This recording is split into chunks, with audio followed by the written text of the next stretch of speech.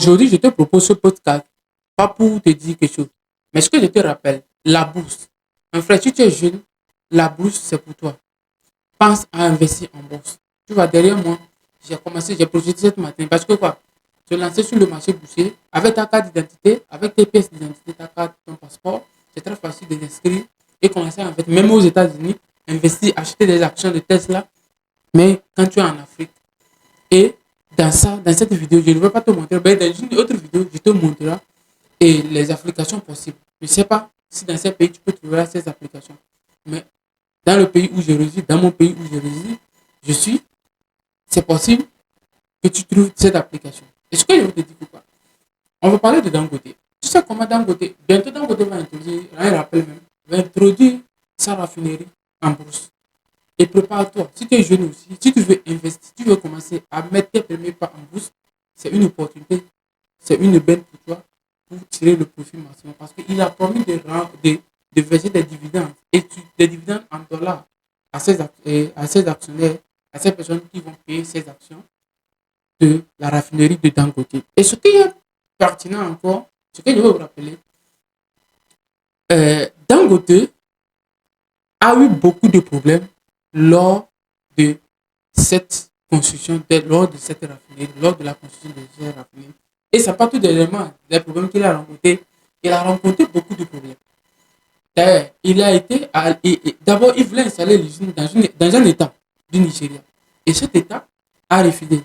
Je vous rappelle, le Nigeria, c'est un état fédéral. Cet état a refusé carrément d'accorder à Dangote l'espace.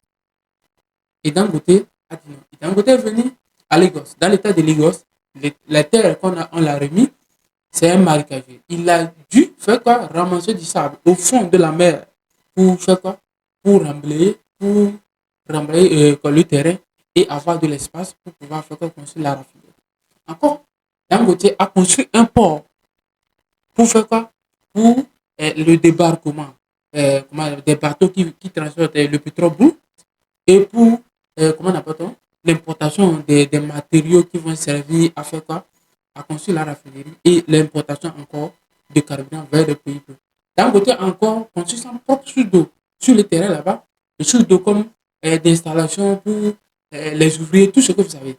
Encore, d'un côté, a construit, hein, tenez-vous bien, plus de 450 mégawatts d'installation énergétique pour alimenter l'énergie. Ça veut dire que l'usine est quasiment indépendante en termes d'énergie. Donc voilà une réalité qui démontre comment tu vas souffrir pour installer une usine en Afrique. Et si tu vois tout ça, tout ce que Dangote a subi, comment tu dois te préparer? Même si c'est une mini-usine de, comment on appelle de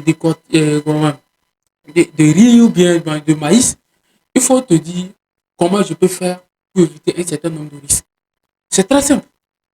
Donc, écoute bien, je vais te dire ici.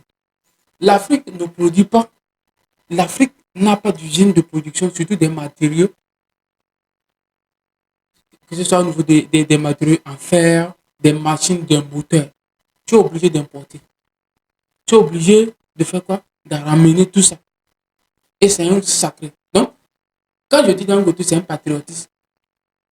Et il s'agissait d'un homme d'affaires, un autre homme d'affaires, qui voulait vraiment des intérêts, il n'aurait pas dû se lancer dans ce business.